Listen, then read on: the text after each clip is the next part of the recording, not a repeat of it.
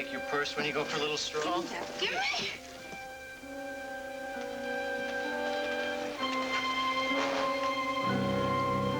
You're acting a little funny upstairs, Bobby.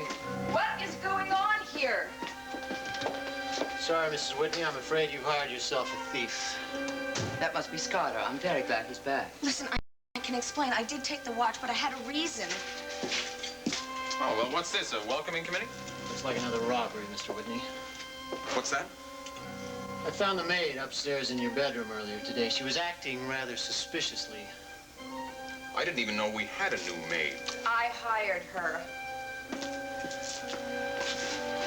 Go on, Spencer. Well, as I said, she had kind of a guilty look on her face. And just now I caught her trying to leave. She said she wanted to take a walk. That's when I decided to take a look into her purse. And? I found this.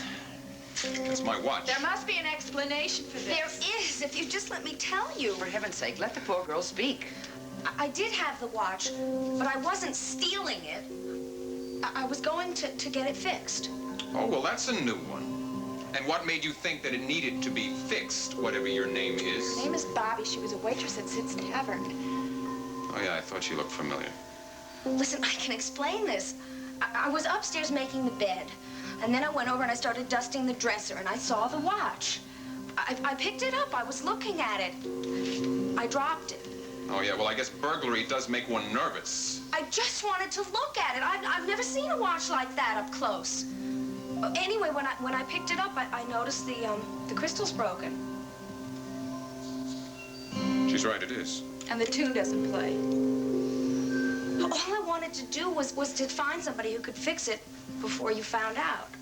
That's all it was, I swear.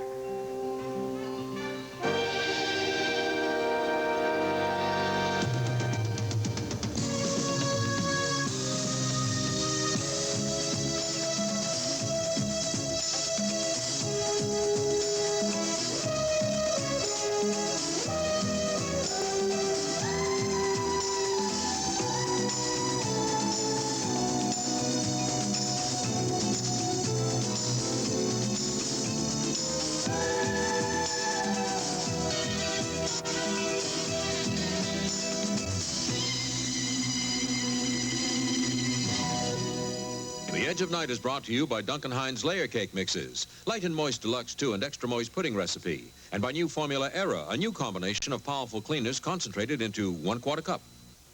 When we set out to improve a great laundry detergent, we wanted to keep the powerful cleaners that work on ordinary dirts, that cut through food stains, that get out grease and oil, and add powerful cleaners that clean collar soil even better than before. So that's what we did, all in the concentrated 1/4 cup called New Formula Era. So effective, it cleans clean through. Watch Era clean through collar soil, taco grease, and motor oil.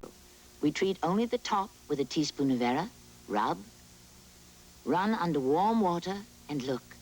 New Era cleans clean through. That's the kind of power you get in Era's little 1/4 cup. New Era, power that cleans clean through. Could you bake a better cake than a pastry chef? Crazy me. There I am with the head chef of the 5-star Box Street restaurant. I let him challenge me with his cake against my Duncan Hines. I was really nervous because the judge was Augustine Page, owner of the Box Street. Excellent. Very excellent taste, indeed. Chef Rudy looked so smug. Let me have a taste of the aroma. Excellent, too, eh? Flavor and a little bit more moisture. Can I see? Duncan Hines. Oh. Good try. Rudy, have a taste. Excellent. Duncan Hines cakes. So moist and delicious, you can make them better than a pastry chef's cake.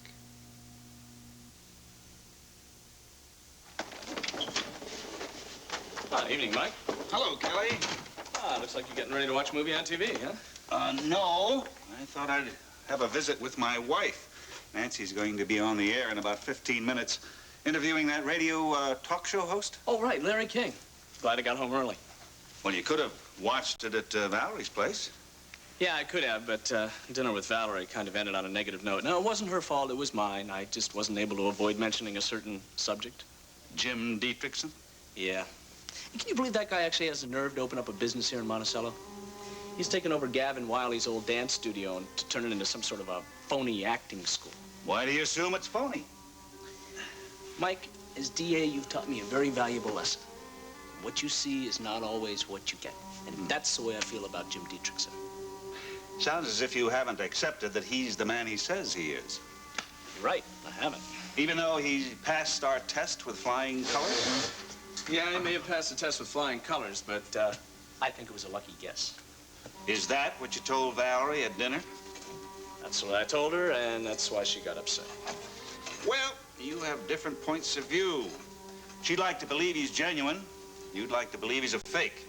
Yeah, I would. Because he's a fake, that means Valerie will shut him right out of her life.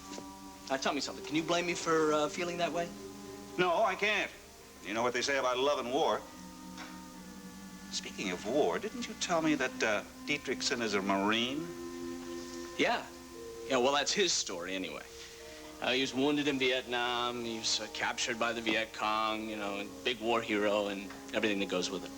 You know, there's another test for authenticity we could try.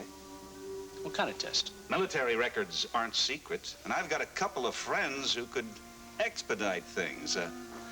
I'll see what I can do about that tomorrow. Well, you could just ignore me. I'll just sit in the corner and watch. Oh, no, I think you ought to take part, Cliff. I mean, all we're going to be doing today is just getting to know each other and talking about our acting ambitions. But I don't have any acting ambitions.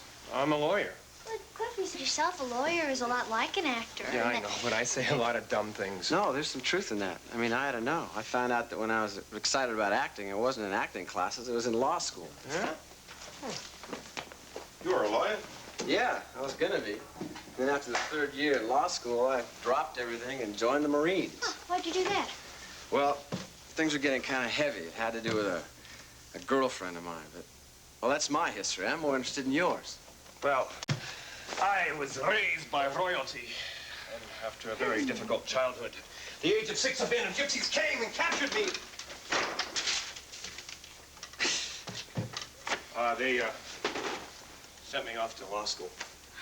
Cliff, aren't you handling the Gavin Wiley case? Yeah, I am. This was his dance studio, wasn't it? Yes, it was. I used to take classes with him right here.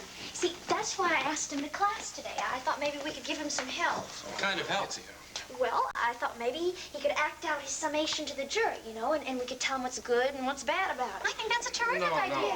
No, that's great. In fact, we could just be the jurors, you know. We could pretend that we're in the minds and the bodies of the jurors, and then we'll help you out that way. Well, sounds like a great idea. Let's do it. Let's do it. All right. Yeah, do it. Come on. Okay, okay. But I know this may not be what I'm going to say finally. You know, something may happen in the courtroom and change my mind. Just pretend that this is your summation today, and then go ahead with it. Okay. I don't want to do this. Come on. Come on. All right.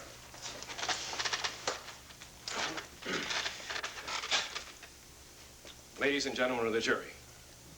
Oh. Your Honor, ladies and gentlemen of the jury, there are a few questions you're going to have to answer about Gunther Wagner before you decide on the fate of Gavin Wiley. First of all, did Gunther Wagner deserve to die? Well, you've heard testimony, not refuted by the prosecution, that Gunther Wagner was a brutal, vicious, amoral, antisocial, even criminal person. That's right, criminal. He committed an act of violence against the defendant, Gavin Wiley, ending a promising dancing career. He more than once assaulted a helpless young woman, Jody Travers, and had Miss Travers not escaped, he would have committed the crime of rape. When Gavin Wiley confronted Gunther Wagner concerning this attempted rape, Gunther Wagner decided to commit another crime. He decided to make good his threat against Gavin Wiley, a threat so real that it forced the defendant to maintain a loaded weapon on the premises against his will. A threat to break and mangle the leg that he had already rendered useless. A threat that Gunther Wagner was willing to carry out, even though Gavin Wiley was carrying a loaded pistol. A pistol like this, which I now place in your hands. Gunther Wagner gave Gavin Wiley no choice but to raise that gun and fire it. Did Gunther Wagner deserve to die? We, the defense and the defendant, say No. That's right. No. No one deserves to die, just as no brutality can be excused. No. The question that you have to answer is, what would you have done in this situation? What would you have done? Or you? Gavin Wiley didn't want Gunther Wagner to die, just as you wouldn't have. Revenge wasn't his motive, just as it wouldn't have been yours. Anger was not what motivated him to pull that trigger, just as it wouldn't have done you. But he pulled that trigger out of a basic human instinct of self-preservation. What would you have done? What would you have done if this vicious, brutal giant were approaching you, contemptuous of your small stature, contemptuous of your lack of will, contemptuous even of the loaded gun in your hand, approaching you, threatening you, his intentions all too clear? Thank you for answering the question. Not guilty. Not guilty, not guilty! Not guilty. Congratulations. I think you've won a case. Yeah. There's just one trouble with it. What? My client says it didn't happen that way.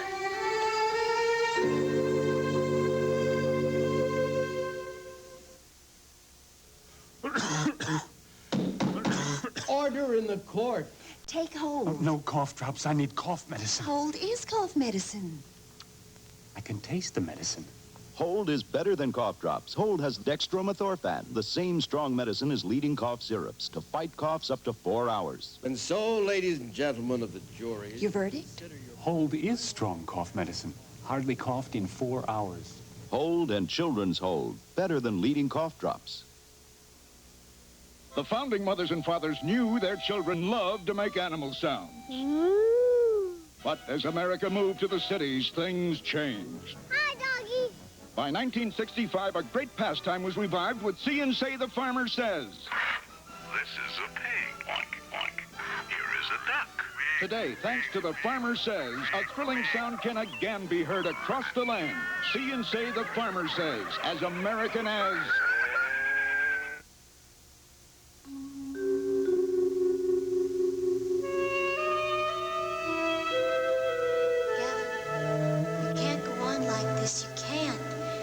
Keep saying that you struggled with Gunther. But I did. I did. Oh, Gavin. Tony, it's the way it happened, I swear. But don't you see? If you keep saying that Gunther was the one that pulled the trigger... He was. I never even touched the trigger. You have to make the story agree with the facts. You don't believe me.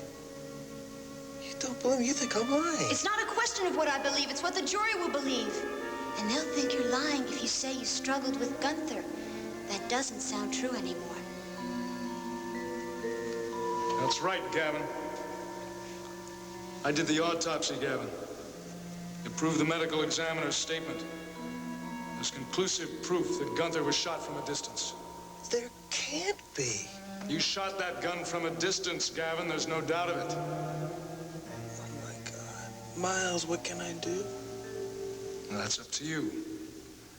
But why stick with what you claim is the truth when it sounds like a lie?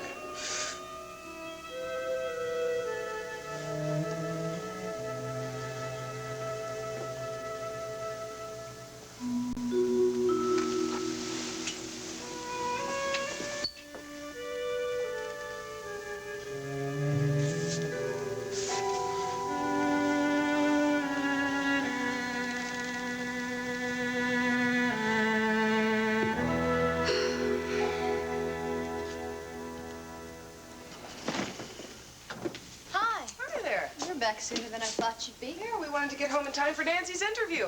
How'd it go tonight, Jody? My car came over, didn't it? Yeah, he was here. Went all right. He was really very nice. We promised you there'd be no rubber hoses. It didn't upset you too much, did it? No, not at all. He was really very thoughtful. I guess the problem was I didn't know what to say. Well, Mike just wanted to find a way the two of you could help each other. Most importantly, find a way to help Gavin. Yeah, well, I'm afraid I didn't do him any good. Why? What did he want to know? Well, mostly he wanted to know how I felt about Gavin's story of the shooting. whether I believed him or not. And of course I said I did. Well, of course you do. And we all want to, honey. It's just if the facts... Look, it's almost time for Nancy's television program. Shouldn't we turn on the set? Yeah. Yes. Oh, Miles, I almost forgot. There was a phone call for you while you were out. No, I hope it wasn't the hospital or there goes Nancy's program. No, it wasn't. It was a woman. She left this number for you to call. Wait a minute. Let me guess. Her name is, Jinx Avery, right?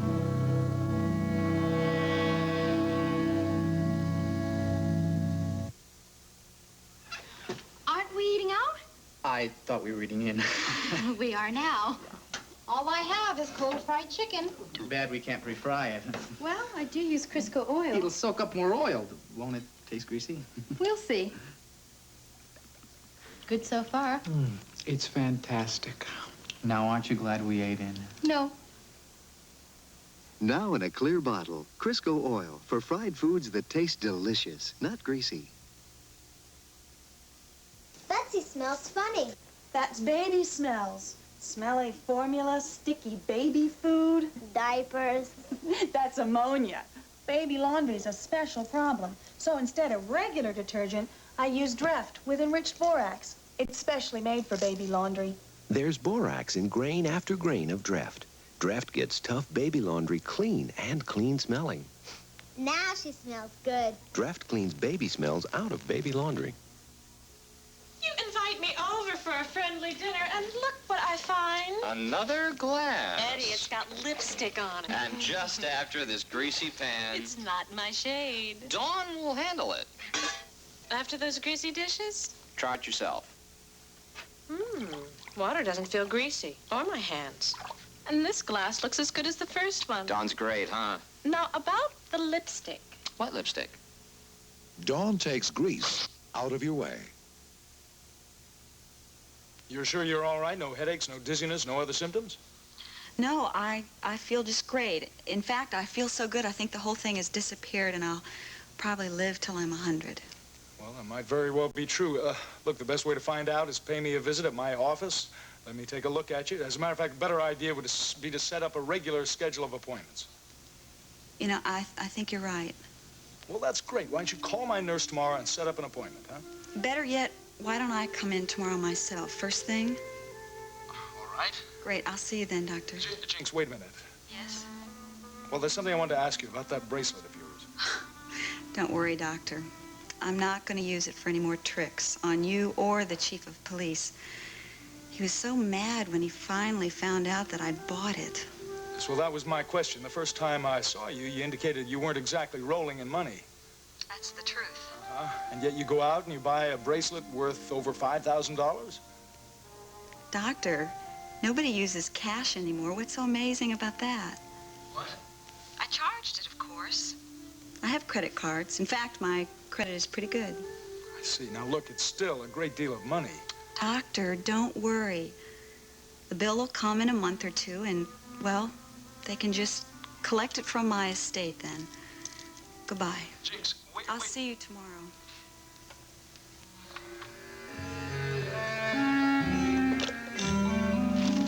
Be on just about now. It'll be great to see Nancy on television again. Yeah, I feel the same way.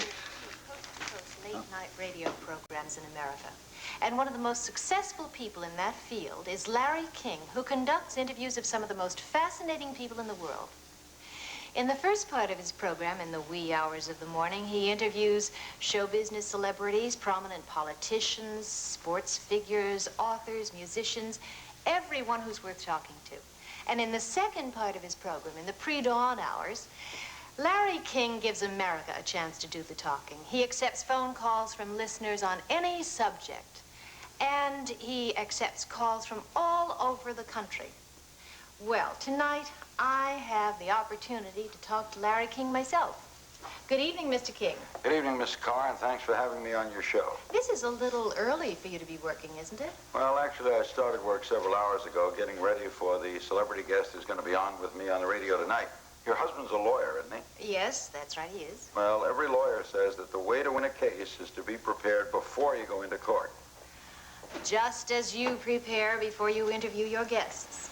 That's right. Listen, Mrs. Carr, do you mind if I get out of this? this little box. It's very cramped. Yes, I'm glad you did. That's better. It's good to be on television for a change. Well, Mr. King, I'm delighted to be able to give your listeners a chance to be your viewers for a change. There's one difference, though. I'm used to your seat. I'm used to asking questions. This time I'm the interviewee.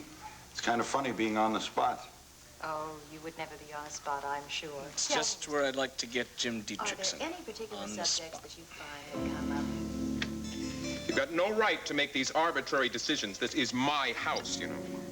You spend half the time in this house that I do. Why shouldn't I be the one to make the domestic decision? Geraldine, you've hired domestics before. Now, don't you think that it's please, ridiculous? leave me out of this. What I want to know is, am I the mistress of this house, or am I just your mistress? I think I'll go upstairs. No, Geraldine, tell him. I'm the one who spends all the time here. I'm the one that should make the decisions. A fine decision you made. You hired a thief. Now, Scott, you're being grossly unfair. I think the girl's story was very plausible. Of course she was telling the truth. The watch was broken. Yeah, in her haste to steal it. Now, that's nonsense. If the girl was going to rob you, would she do it on her very first day here? And would she choose one small item? Oh, I don't know. Maybe you're right. It certainly wasn't an ordinary robbery. There was no robbery. The only one that's being robbed around here is me of my good maid. All right, all right. You don't have to fire her. Well, I'll go and get her so you can tell her so. Come on. Stop being angry with I can't help it. me. You are the mistress of the house, you know. Am I? Of course, but I'd still like to think of you as being my mistress. You're making such a fuss over that watch. I wish I hadn't given it to you. Come on. I've told Bobby the good news. I'm really very sorry, Mr. Whitney. I was very stupid. Yeah, all right, Bobby. Just be more careful in the future when you're dusting. Yes, sir, I will. Go wash your face, Bobby. You look a mess. Yes, ma'am, I will. All right, well, I'm gonna go upstairs and shower and change. I feel like a wreck. Oh, what is this new maid's last name? You want to know something? I never asked her.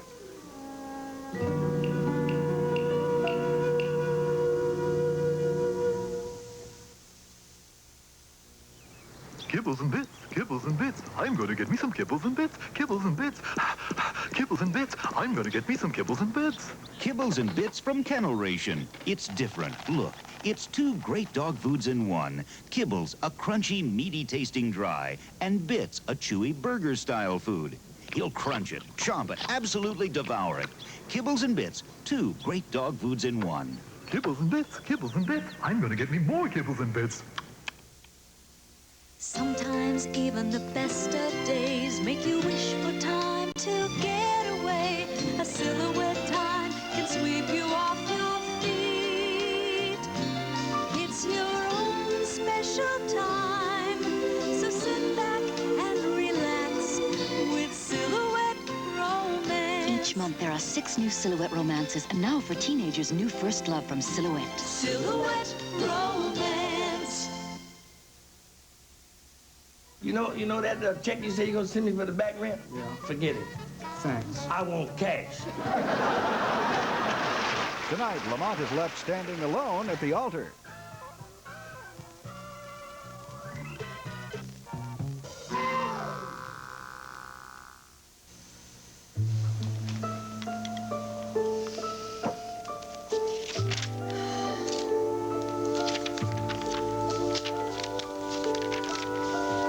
Pardon me, Miss Whitney. I just wanted to ask if there was any further need of the car this evening. No, Spencer, I don't think we shall be going out. Very good, ma'am. Oh, Spencer, Yes, Mrs. Whitney? I just wanted you to know that Mr. Whitney and I don't think that Bobby was really doing any harm. We don't think that she was really trying to steal the watch. I hope that's true, Mrs. Whitney. I know you were suspicious and you had a right to be. God knows that this house has been a magnet for burglars lately, but we do think that she was going to have the watch repaired. Yes, ma'am. I suppose that could be the case. Only it seems a rather strange hour to find a jeweler. I guess maybe she was just a little confused. Looks like I'm gonna have to get the watch repaired now. I guess maybe I can go to the same place where Sky bought this. Why have I been so stupid? Why do I keep this damn thing around? I should just get rid of it once and for all. Yeah. And this one, too. I should dump them both in the river. Out of the sight of prying eyes and clumsy servants.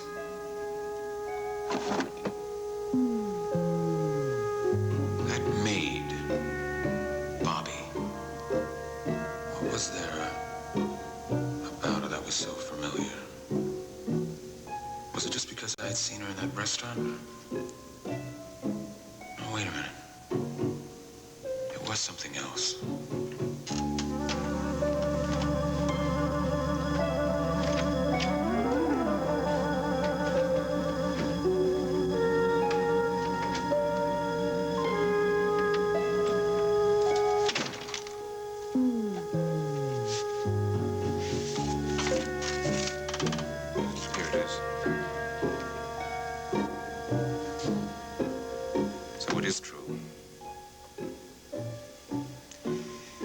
She's the one who helped Gavin Wiley escape.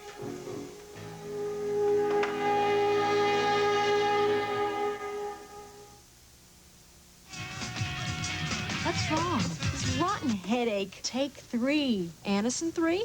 New Anacin 3 capsules. Fast-acting, easy-to-take capsules. Maximum strength. 100% aspirin-free. Right. Anacin 3 is stronger than 2 regular strength capsules. 1,000 milligrams strong per dose and 100% aspirin-free. Next headache, Take 3. maximum strength Anacin 3. 100% aspirin-free. He's got the nothing to do, nothing to do. He's got the nothing to do blues. But his mom has got the answer, just like her mom had the answer. It's sorry, it only takes 2. Sorry. Can I say 2? Sorry, something fun to do. Next time your kids have the nothing to do blues, say sorry. Sorry, something fun to do. From Parker Brothers.